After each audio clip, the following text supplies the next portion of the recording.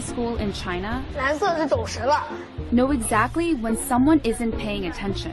白色就是你可能跟网络还没有连接好。 These headbands measure each student's level of concentration. The information is then directly sent to the teacher's computer and to parents. 做出选择吧 Good job! Classrooms have robots that analyze students' health and engagement levels. Students wear uniforms with chips that track their locations. There are even surveillance cameras that monitor how often students check their phones or yawn during classes. But schools say it wasn't hard for them getting parental consent to enroll kids into what is one of the world's largest experiments in AI education. A program that's supposed to boost students' grades while also feeding powerful algorithms. Holy freaking! And it's not robots helping the students. It's students that are becoming the robots. But more importantly, teaching kids what to think and not how to think is not education. It's indoctrination, and that's exactly what's happening there and here as well. Welcome back, beautiful and amazing human beings. My name's Zukradowski here of wearechange.org, and there is a lot of absolutely crazy and wild news to get into today that is definitely leaving a lot of people bewildered, as of course it looks like we're having the end of woke Vice News and the end of the woke fluoridated beverage that has been associated with some very questionable behavior. What does this bigger downfall mean and represent, especially when it comes to understanding our current social and media landscape? Well, we're going to be talking about that, plus a lot more, all here on this independent media organization. If you like the shirt that I'm wearing right now, you could get it on thebestpoliticalshirts.com. Very important message that I wish a lot of people understood. That definitely the Chinese government does not understand, as of course we just saw a clip of what's happening in several Chinese classrooms of them using the latest surveillance artificial intelligence technology in order to scan the brain waves of children in order to make sure that they're being good, obedient little regurgitators of state propaganda. Again, these high-tech headbands, these cameras looking at everyone's facial expression, their eye contact, how many times they yawn, how many times they fart. All this aggregation is absolutely terrifying, is absolutely scary, as of course this is what is the blueprint for the rest of the world that many powerful internationalists have been using as a way to subjugate and control populations, which they're doing through a social credit score, which already exists here in the United States, but it's a corporate one. In China, it's a more overt one, but in the United States, it's already being utilized in many different ways and could be rolled out very quickly in a way where a lot of people would be absolutely shocked. Now, if you're able to aggregate so much data on the children as they're developing and as they're learning or being indoctrinated, you implement it into the social credit score that literally displays people's faces, IDs, and addresses at local bus stops, shaming their citizens who are on the blacklist and criticize the government there. Holy frickin' cow, you have yourself a dystopian nightmare. And in America, it's important to point out that a lot of the indoctrination usually comes in many forms of entertainment that somehow people like to think is very diverse and comes from many different companies and many different opinions, when in reality, there's mega media conglomerates that all agree on the same talking points and all regurgitate them nightly, not just on the corporate media, but of course also late night television shows that we're finding out will have to shut down production today, as of course there is an argument happening between Hollywood writers that have agreed to go on strike, and now the puppets no longer have a hand inside of them, and they can't have a talk show by themselves. They can't hold dialogue. They can't hold a conversation by themselves without a team of writers. They can't talk without a script here. Very telling here, as of course it's important to understand here that a lot of these late night TV show hosts all of course hold the same political position on many key issues that they never deviate from, and also act like a protection racket for when of course it comes to protecting the Overton window and another formerly large mega corporation that sold out to the powers that be that used to be actually really interesting but now also just turned into woke crap. Vice News is actually in trouble, as just a couple hours ago we found out from the New York Times that they are headed towards bankruptcy. This definitely signaling an end to an era. And let's be honest here, Vice and Vice News for the last few years has been absolutely a horrible institution that has had a net negative on society, according to my own personal opinion, and has largely been known as a propaganda outlet pushing many psyopses, establishment talking points, and being good, obedient protectors of the establishment. This as, of course, they have previously partnered and worked very closely with the State Department, Bank of America, and many other corrupted institutions that, of course, were pushing an agenda rather than actual,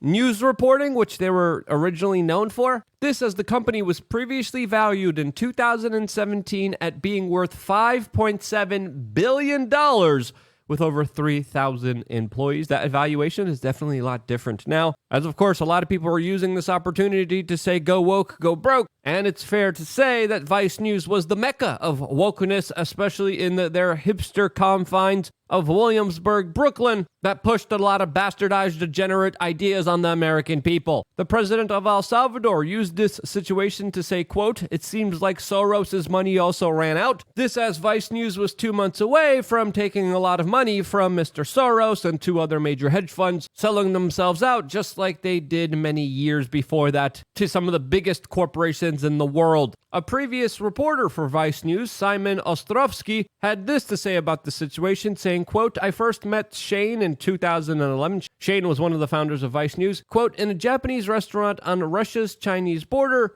He was a week late to a shoot I had meticulously produced on North Korea's slave labor. He spent the whole meal talking about gold watches he owned. Who would have thunk Vice would fail?" This as the media organization took a big turn from actually doing on-the-ground investigations towards promoting big pharma, telling people to shut up and not to question larger institutions, and to be nice, obedient little slaves that should be guinea pigs for unaccountable mega corporations. Let's not also forget, they also called for the end of free speech, the censorship of political ideas and expression, and have been one of the biggest advocates when it comes to not just degeneracy, but towards silencing any form of dissent. And this is why, for this video specifically, I decided to team up with privateinternetaccess.com, a VPN company that now you could get almost 83% off and a 30-day money-back guarantee on your choice of VPNs. Now, the main reason I decided to team up with this company is because VPN companies are very important, because say you live in a place like China and you can't have free access to the internet, well, unless maybe you're lucky enough to have a VPN where you could spoof your location and get access to content worldwide with unlimited bandwidth, an extra layer of security. You get to use it for multiple devices with zero restrictions, unlimited content with private internet access that allows you to finally have an ability, not just to stay away from all the advertisers, the trackers, the cookies, but to have an extra layer of privacy and security when you're online, which I think is essential in this modern day and age. All of this as the US government has tried and will continue to try to ban VPNs, all in the name of trying to protect you. And again, they're not trying to protect you. You got to protect yourself. And this is why authoritarians always want to censor and shut off your data, your access to the internet, and one way to safeguard it in the future and to have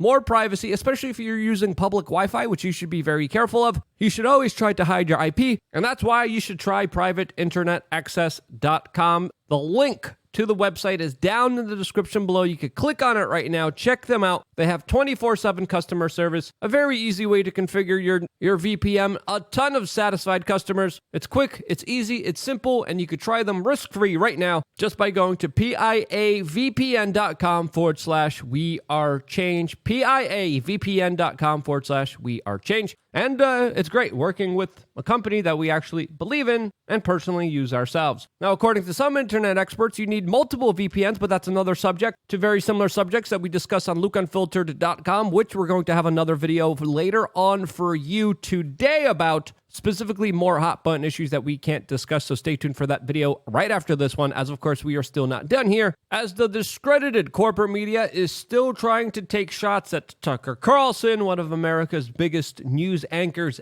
ever, as Radar Online has just published a piece that's titled, "His Reputation is in Tatters. Tucker Carlson's career is in turmoil after Fox News firing, as no major network will touch him." And in reality, that is just wishful thinking by Radar Online, as of course Tucker Carlson released a small, short video on Twitter that got way more views than any news show in all of the United States. As of right now, we're also finding out that Media Matters is releasing some leaked stolen video footage that actually personalizes Tucker Carlson and has him pretending to be like Bill O'Reilly making fun of him. One of the clips just looks like a direct deep fake. Who knows what kind of crap they're putting out there anymore? But according to some sources, it looks like the president of Ukraine might have had a hand in possibly nudging Rupert Murdoch towards firing Tucker Carlson. Again, what happened here, we still do not know. But one thing is clear is that Fox News is definitely in trouble, as well as many other bigger financial institutions that are signaling some very troubling times ahead. We talked about this a little bit in yesterday's video, specifically talking about JP Morgan and Chase.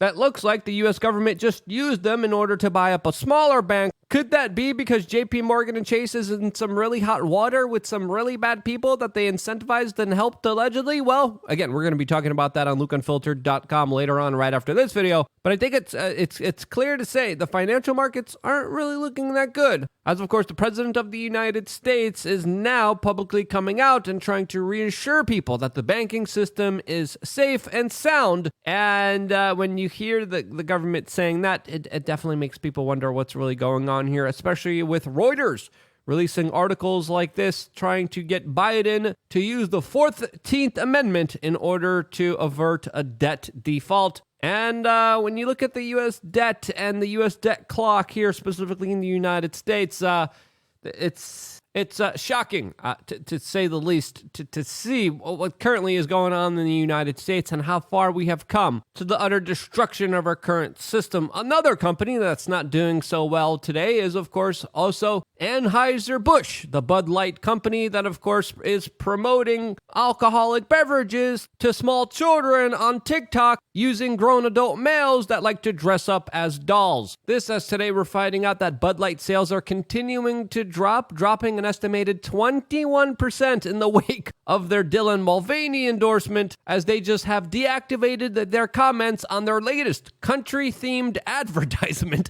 as many people aren't buying their crap. Again, look how desperate they are. Now that they're doing country-themed beer advertisements, get out of here. And it's not just the right wing that they pissed off. It's also the left wing now that they pissed off, as a prominent LGBT magazine is now advocating for the boycott of Bud Light because they're somehow validating trans hate. Now, exactly how Bud Light is doing that, I don't know. They've been trying to be very careful here. As we know, the Trump family has come out in support of Bud Light, and I think the conversation around all of this should be that booze is bad and that we should be trying to avoid it, since of course it gives people moobs, gets rid of testosterone, and absolutely calcifies your pineal gland. But that's another story. And with the economy getting worse, you could expect crime to get even worse from here. As in Chicago over this past weekend, 27 people were shot, 5 fatally, all in the gun-free zone where firearms are not allowed. You know what we need now? More of that somehow. That's definitely going to help everybody. But don't worry, Davos and the World Economic Forum are creating an artificial intelligence workforce filled with diversity and innovation and other buzzwords that don't amount to anything but really do accumulate in the human enslavement of free humanity and the subjugation of the human spirit and will. Get out of here with your Bud Light. Get out of here with your Fox News. There's a revolution happening. Sayonara, Vice News. You won't be missed. Times are changing, and I think they're changing for the good. What do you think? Let me know down in the comment section below. I wouldn't be here if it wasn't for you guys, and this is why. I love you guys. Stay tuned for more here on wearechange.org. One more video coming your way right now on LukeUnfiltered.com. A very spicy one. See you there.